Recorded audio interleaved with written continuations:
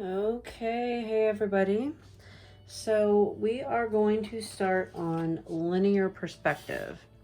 And linear perspective is a really good way to create a sense of depth in a two-dimensional surface. So you are going to need an eraser, pencil, and a ruler. So in linear perspective, we always start with a horizon line. And just for the sake of this demo, we're going to do one in the middle. So everybody needs to draw a horizon line across their paper.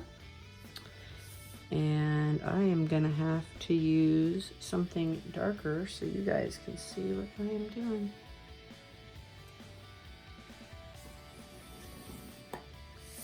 There, you can see it. Okay. So guess what your horizon line represents? The horizon. Good job. Okay, on my horizon line, I am going to make a vanishing point.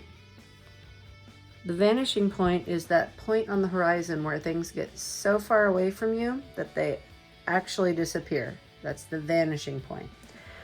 So we are always going to pretend that we are standing on a flat surface looking out into the distance, and this is our horizon line in our line of sight and our vanishing point.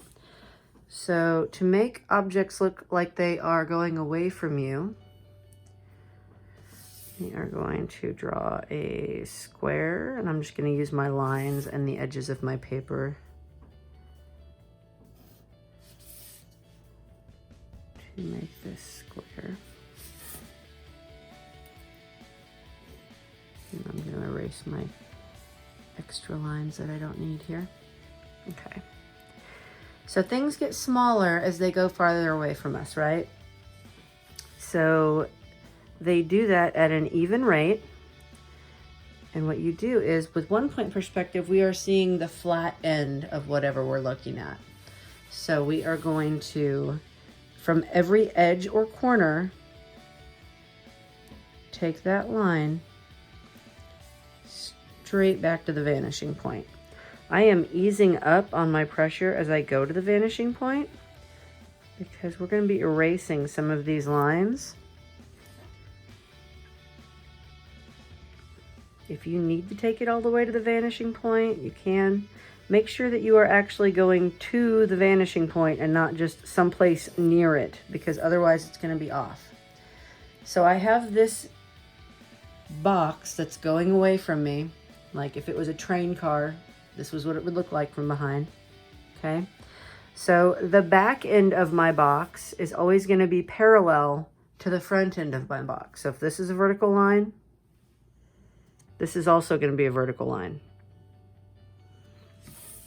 And if this is a horizontal line, flip this way, this is also going to be a horizontal line. And you want to make sure that it stays parallel to the front. Otherwise your box is going to get all janky and weird and be uneven.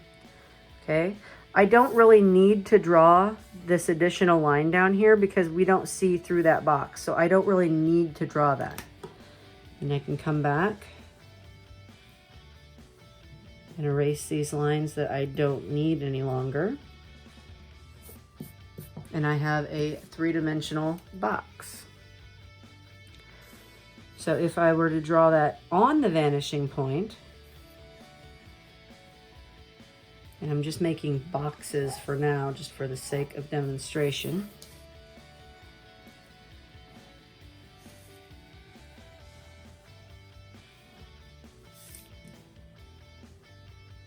So this box is below my vanishing point.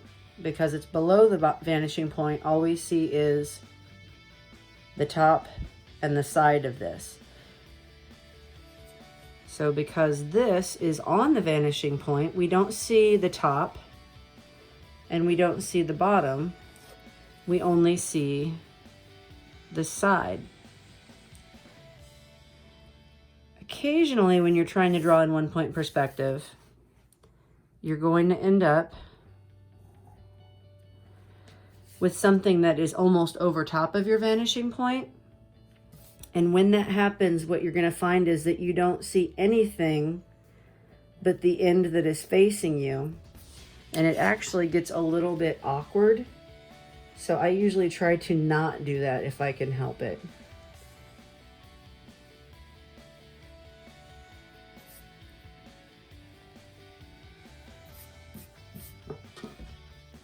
Okay, so that's what it looks like when it's on the vanishing point. You really only see the side of whatever you're looking at.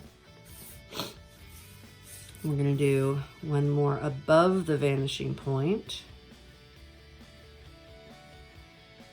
And this one I'm actually gonna make a cylinder. I have something. I'm gonna wing it.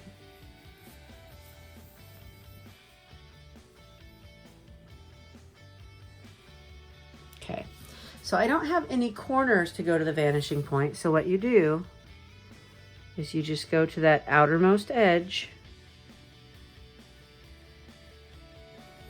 and that goes to the vanishing point.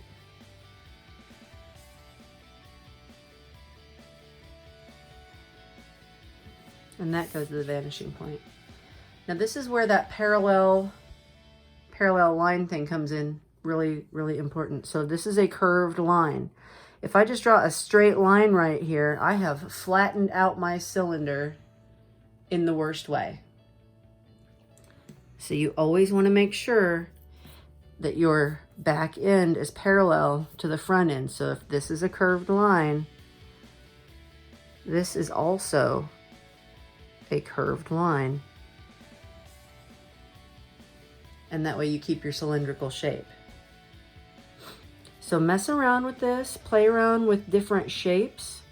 Maybe put a hole in some of these. So if I could see the inside of this, if this was a tube, then I would see this corner going back towards my vanishing point. What in the world? There we go.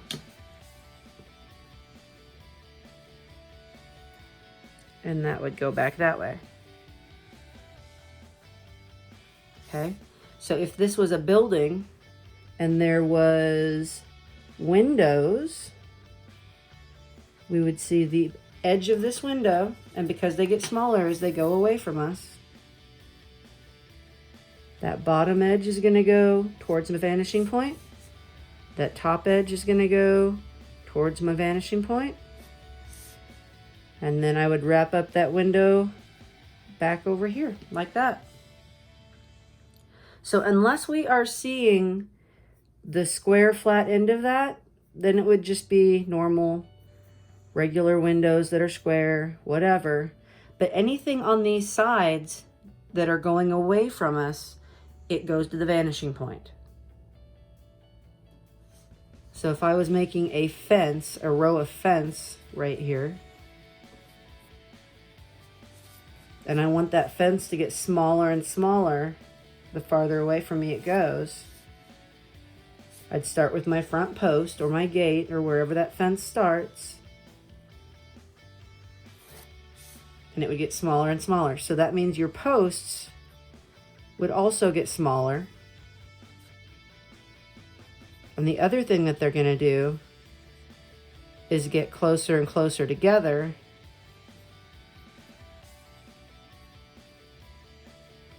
as they go. Okay? So mess around with some more shapes till you feel really good and comfortable with this. Oops.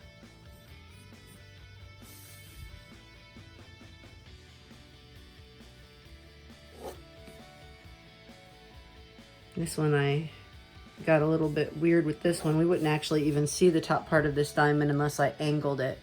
So on this one, this is really all we would see. I'm going to come back in and erase all the lines that I don't need and clean up my drawing. So if you kind of already have an idea of where you want to wrap up the back edge of this, just ease up on the pressure on your pencil so that those lines are easier to erase. Okay. So there's going to be a second video for this. Keep doing this until you feel comfortable with it, okay? And then when you're good and ready, go to the next video and I'll meet you there.